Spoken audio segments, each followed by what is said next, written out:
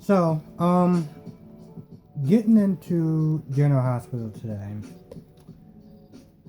Man, I don't even know where to begin.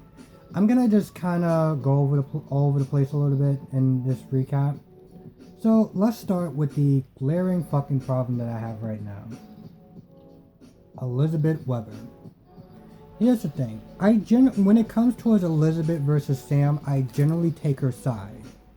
9 times out of 10, I'll take Elizabeth's side. I'll take Elizabeth's side over Sam because a lot of times Sam just comes out of pocket and says some dumb shit based on her fucking mood swings. So I generally tend to take Elizabeth's side. But she came across as such a fucking hypocrite today. Because Britt got in Nicola's face and was like, look what you did to Spencer, this, that, and the third. Calling her out on everything that Elizabeth said. Yet Elizabeth wants to stand there and start trying to defend Nicholas and is all like, oh, well, you did this and you did that and you did this and you did that. I'm like, bitch, weren't you just not fucking, 3 episodes getting in his face about Hayden and getting in his face about, leaving your family and friends and Spencer and everything? Like, you literally said what Britt is saying right now, and you actually have the audacity to get in Britt's face. Now, I'm gonna be just truthful here for a minute. I'm gonna imagine that Britt was just a very shitty ass, shit fucking fantastic character when it came towards the whole Patrick and Britt thing, because Britt is hot. And the fact that she had to literally claw on to Patrick like her life depended on it really said a lot about this woman. And I'm kind of glad that I missed out on that, because I probably would actually had a very different thought going on into her coming back. Now, of course, Elizabeth acted like a 5-year-old, was sitting there acting like, oh, well, you can't work here, you don't belong here, you did this, that, and third, and blah, blah, blah. I'm like, Elizabeth, you first of all, you need to kind of calm down a little bit, because you did your share of dirt, too. Let's not sit there and try to act like your fucking halo is so clean. And that's kind of the problem sometimes in these shows, where you have a character that wants to judge other people as though their shit don't stink. Even Lulu does that. She tries to hold people to these high standards like she hasn't done terrible, nasty things as well. I mean, they may not have been on the grand scale of the people that are talking to her, but you done some things too. Like, Elizabeth has done her share of dirt also. And yet she wants to sit there and start talking about Britt and talk about Nicholas as though they're supposed to sit there and live up to her high expectations is fucking ridiculous. I stood there when Britt went in on her and Elizabeth started trying to defend me. I was like, oh, you gotta be fucking kidding me. And then, just to top it all off, when Nicholas was like, well, did you do it because you don't like her, or did you did it because you care? You know what St. Elizabeth says? I did it against my better judgment. What the fuck is that supposed to mean? I just, I feel like Nicholas was kind of smiling a little bit. And of course, Ava was smiling too, because, she wants to get Nicholas to cheat, and it doesn't matter if it ruins Franco's marriage, because that's not clearly that fucking important. Which really kind of shows a shitty side to her. And I can usually accept a lot of things from Ava, but for people who actually do care about her, and granted she has very few, she really wants to sit there and fuck up his life just to benefit her own. Yeah, so I was just like, wow, you're on a shit list this week, Elizabeth. You are on the fucking shit list.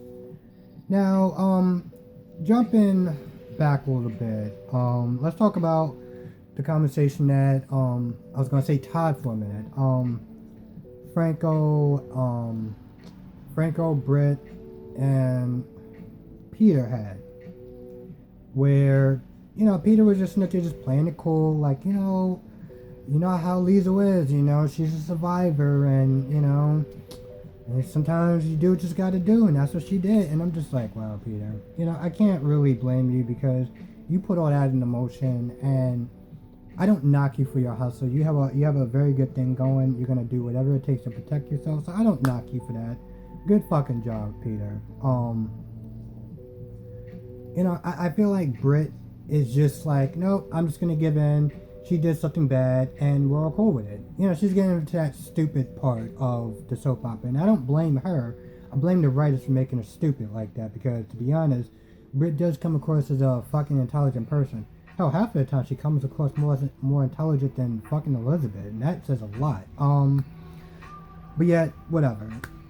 Franco, on the other hand, I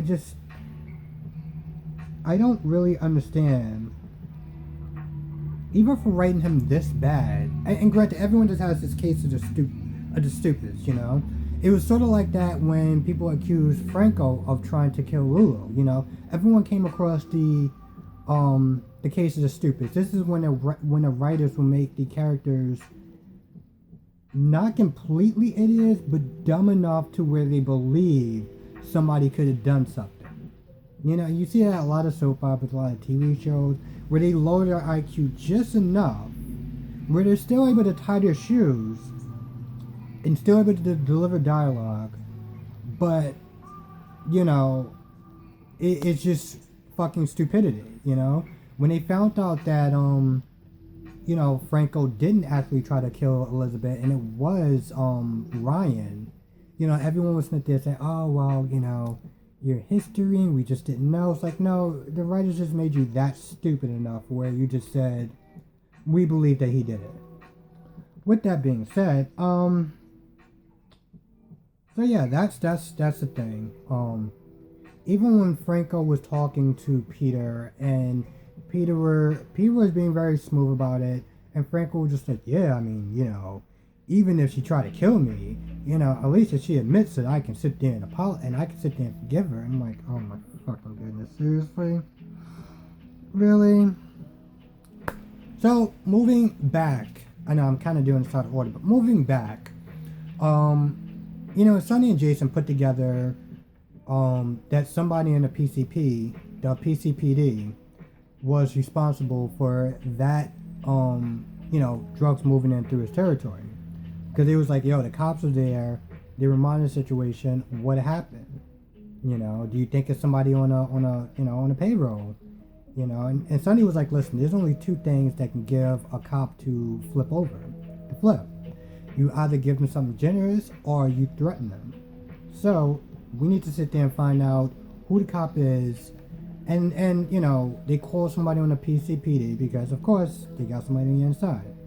They called somebody and they're like, oh, well, we found out that it was Jordan Ashton that pulled off the detail, whatever, that left that part of town, I guess, open for drugs to be moved into the territory. And they just put two and two together because Jason was like, listen, not that long ago, Molly and TJ had a blowout, and TJ has been missing for a while. And, so moving back, because now we're going to kind of move forward a little bit. Seriously? Moving forward a little bit. So Harmony is talking to Jordan, and Jordan's like, well, where's my son? And, I'm just like, so let me get this straight. You're supposed to be the quote-unquote fucking, commissioner, tough cop, tough as nail, badass, can handle everything by herself, super smart, and you didn't sit there and think that because you did one job for Cyrus that they were just going to let your son go? You really cannot be that stupid, right? And sometimes I'm just like, it's hard to really, the thing is, it's really hard to sit there and like her and give her any sort of credit because they wrote that character so dumb. And now that I sit there and think about it, I'm kind of glad that the actress is doing other things, because I can't imagine her looking at the script and being like, I really gotta, this is me, I really gotta actually say all this shit? Like, are you serious? So, kudos for her for getting out. whatever. Yeah, so you honestly think just because you did one job for Cyrus that he was just gonna just let your son go? Harmony in the end, they go back and forth or whatever. And Jordan tries to sit there and say, well, you don't think that somebody in the PCPD is gonna sit there and realize that I'm slacking off? Harmony's like, yo, that's your problem. But Harmony is also in this sort of dumb in the fact that Jordan's like, listen, you don't think that just because you're doing what Cyrus wants you to do, that they're not going to sit there and harm Willow? Well, Cyrus promised. I just don't understand the stupidity sometimes in the show. They go back and forth, and towards the end, Harmony's like, listen, the only way that your son is going to go free is when Cyrus goes free. Because here's the thing, even before that, Harmony was like, listen, you're a dirty cop now. So he has you in his pockets, Whatever goes on at this point, he already has leverage over you. And he's going to keep having leverage over you. Even if you do resign, which most likely she would. I don't think that Cyrus is actually not counting on that. But yeah, so that's going on. And I'm just going to kind of skip ahead a little bit, because the conversation between Sam and Curtis was not that important. The only thing that you need to know is that Curtis made a beeline towards the door, back to the apartment. Was like, listen, you gotta talk to me. You gotta tell me what's going on. What the hell is going on? And Jordan does her best to stall, blah, blah, blah, blah, blah, yada, yada, yada. Here's the thing. I don't know if she was actually going to sit. I feel like she was probably going to sit there and say, listen, Cyrus has TJ, so I'm doing whatever he tells me to until I can find a way to get TJ back. I don't know. I don't know if she was going to sit there and tell him that. Because for whatever reason, I guess they had somebody watching the house, which is why they knew when her company was going. Now, I don't know if they actually have a bug, in the house or whatever, so she does talk to someone. I don't know. I don't feel like the writers would actually go that deep into it. Anyway, just when Jordan is about to sit there and tell Curtis about, what's really going on, Sonny comes in, he's like, yo, Cyrus got TJ, doesn't he? And that's pretty much where it ends off. So, yeah, not a lot happens, but some stuff happens. Here's the thing. What you need to understand about this particular review is that I didn't see any previews towards the next episode. Now, let me just... 1 second. I want to see two things. I want to see one... The hell? Okay. I'm gonna see, because I'm going on my schedule on well, I got K-Revision right now. Shit. Too far. Because sometimes they can actually have previews towards the next episode, not like synopsis. Alright, I guess there may be a new episode tomorrow. I'm not sure. And the reason why I say that is because, towards the end of GH, they usually do previews towards the next episode. But when that episode ended, there was no previews. It just went straight to the news. So, I don't know if there's going to be an episode tomorrow or not. If it is, I'll watch it and I'll do another review on it. But that's pretty much about it. I want to kind of keep this review short. I didn't want to sit there and ramble on too much. But, yeah, all in all, just another episode. I did like Britt coming in there and, really going at Nicholas. And I think you should probably watch this episode because a lot of people don't realize how much of a hypocrite that, some people don't realize how much of a hypocrite that Elizabeth is. Some people do. Some people are, old school fans, even older than me, that knows way more about System A. One last thing. I want to give a shout out to Brock TV.